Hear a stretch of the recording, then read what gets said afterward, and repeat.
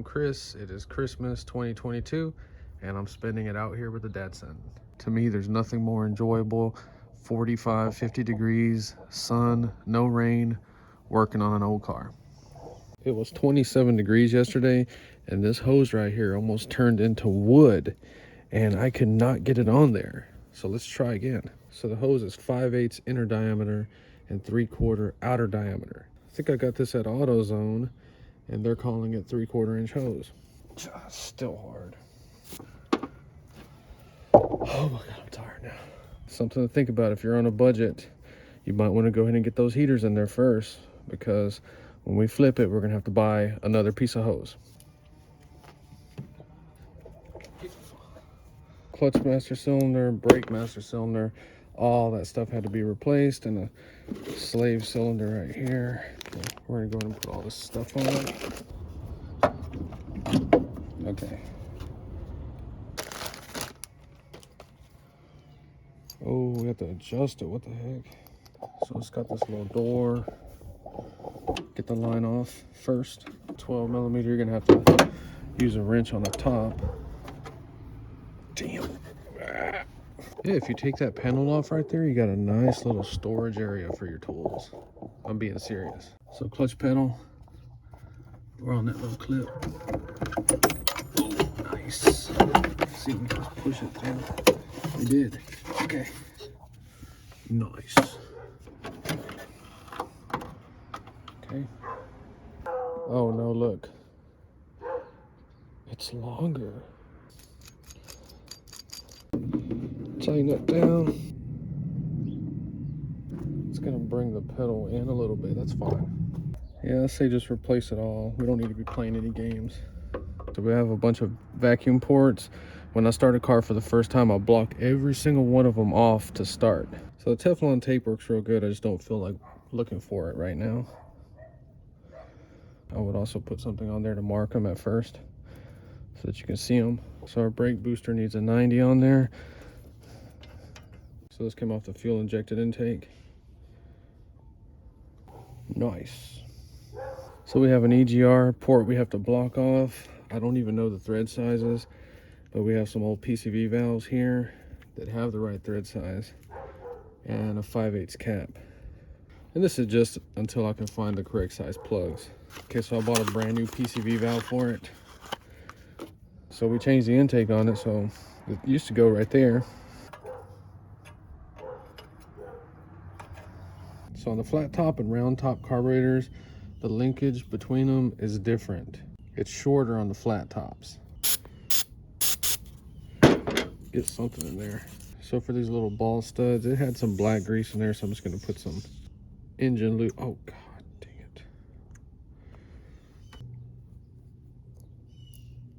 it. Okay.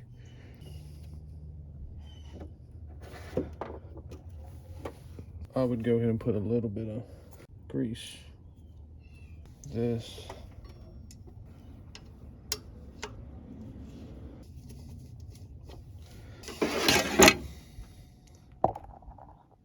So if you have a 280Z, I would screenshot that. So every one of these sensors uses a different thread size. So buying all them plugs is not even going to be worth it. I'm going to find a piece like this for non-fuel injection and then sell that piece. I've seen these for like $150. And that picture was all the sizes you're going to need for all the sensors. So let's just put them all back in. We have no choice. This went to the old fuel injection. We're just going to cap it off. A lot of bull crap.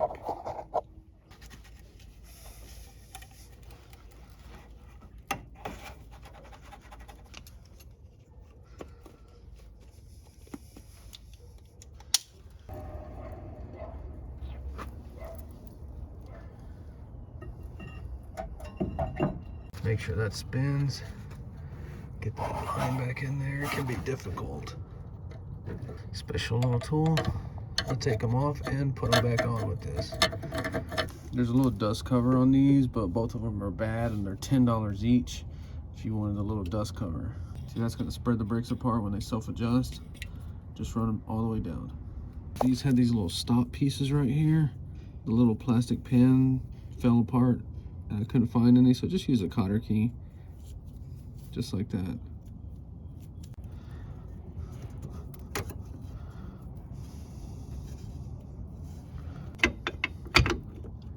Damn, okay. I think I gotta take these back off. And so these did kick my butt a little bit. I had to get the shoe right here, hook the springs, and then pull it over. But everything went in there. We're just gonna let that naturally clean itself. When you put your brakes on, there you go. So I'm just gonna leave them on there like that, let them adjust themselves.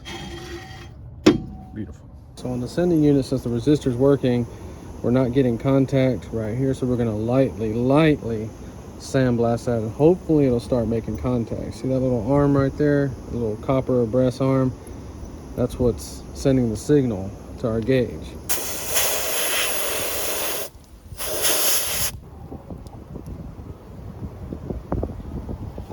So we're going to be using the original fuel pump bracket for the new fuel pump. I found this in the car and it worked out perfect. So we're going to go ahead and sandblast and clean it up right here.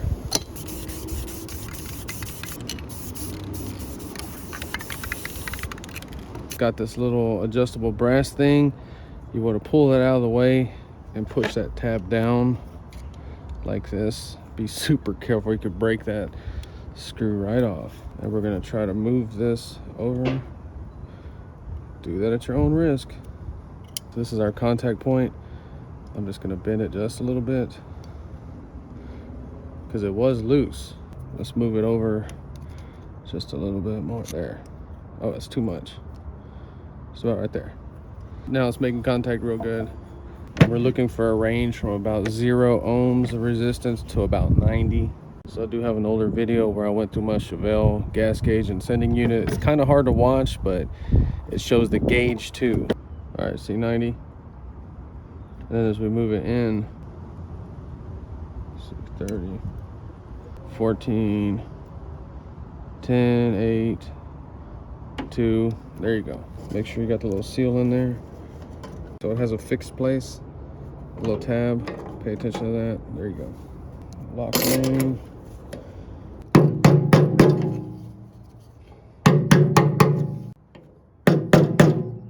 Alright, so I went ahead and put another one in there.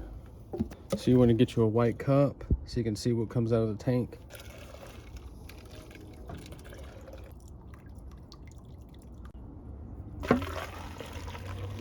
So what we're left with, a bunch of grit, but the tank's not that bad. It's good to go. So one of these holes right here is clogged up. I think it's the return. We need to figure out what the hell is going on, even though we're not going to use a return on this car.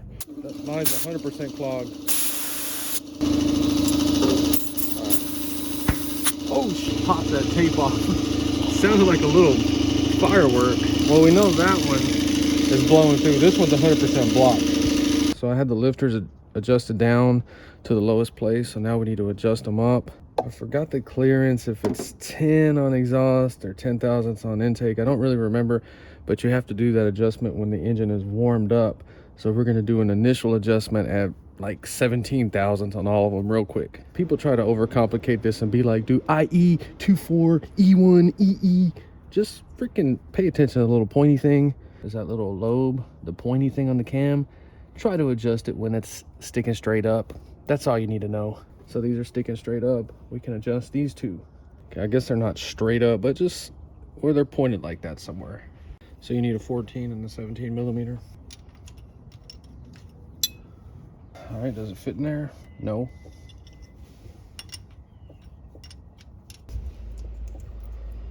Okay. Let's go ahead and just do 20 thousandths on all of them. I don't want to mess anything up.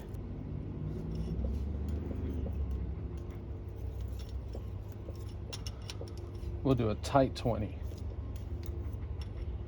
Hold it, and you're going to tighten the lock nut.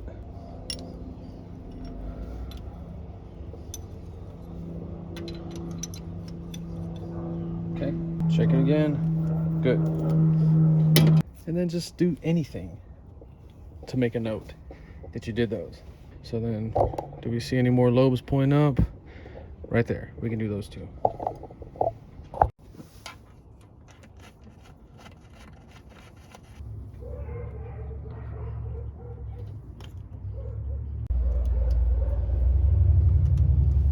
So we don't even have to check the fuel pump. The ignition is on. Look, that carburetor's already flooded. Bro, what the heck? All right, well, at least we know that fuel pump's working.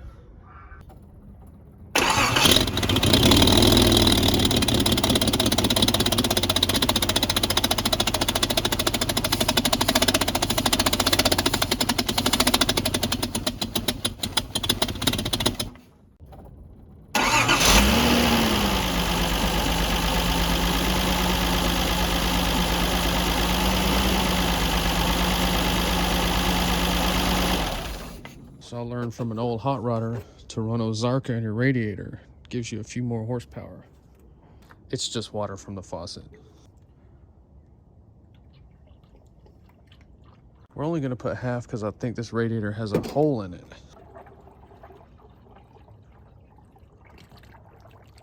I swear I was sandblasting this radiator and I did not see that hole. I give these cats bottled water and they want to drink that. That's what they want to drink. Look.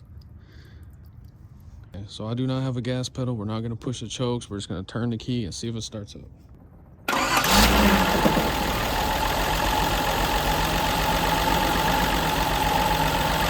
Can't make this stuff up. That's how it starts up. Every time.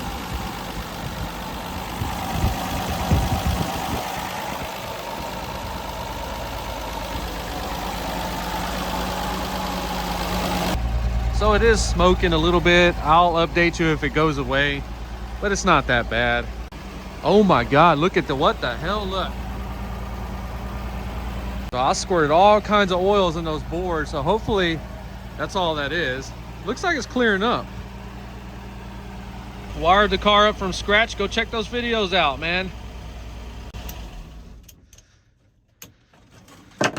We need to check the alternator, make sure it's charging.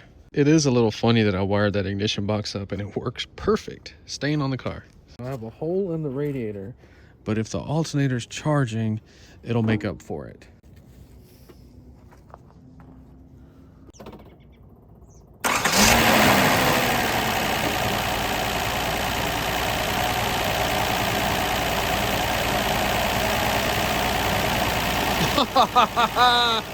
Look at that.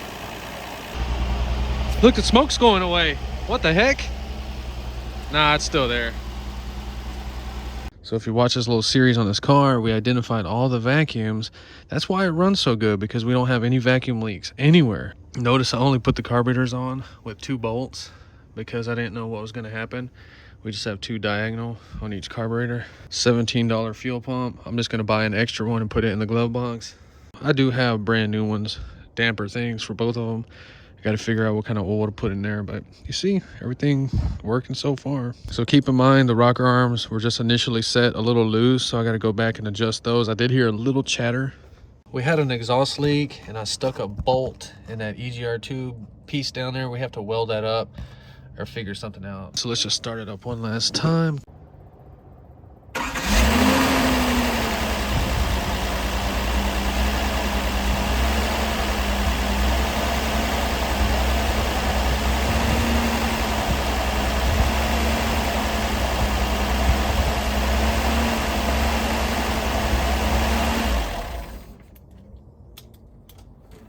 The engine's also running super duper smooth. If you had your hand right here, it wouldn't even be shaking or nothing.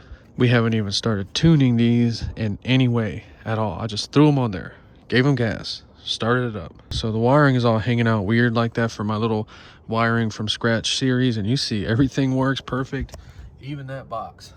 And in case you don't know, that wiring is just temporary. The factory wiring is going back in this car. And I personally want to thank the people that have been watching this little series and commenting. It's real crazy how you can connect with other people through cars. And I bet you every single one of y'all, we can sit there and talk hours about this stuff. So when I first tried to start it, it wouldn't do nothing. The first thing you think is you have your distributor 180 off. I pulled the oil pump. So I had to pull the oil pump and you had to pull the sway bar off.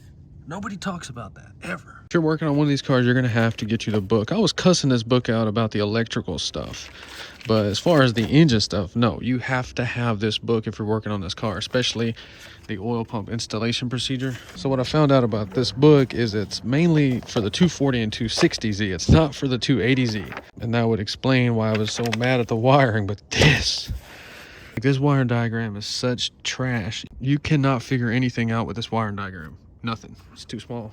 So then I started thinking it was the spark plug wires because one of them is chewed up by a rat. And then you start thinking it's the spark plugs. So I have it on top dead center compression and the distributor points forward, just like I've been saying the whole time. So to me, it sounded like it was out of time. So I took this little screw off right here. Turned out my distributor cap, I had it wired one wire off. I hate forums because we've all seen the dumbass picture where number one is pointed right here, and that's where I had number one, and the thing wouldn't start at all. That's why I hate the forum so much, and I talk crap about all those idiots in there, because the picture they show is number one is right there, and that's exactly how I wired up. Turned out number one is pointing forward, and you want it to fire right before top dead center, so this is actually where number one is going to point forward and a little bit up, not there like the internet says. As soon as I did that, starts right up.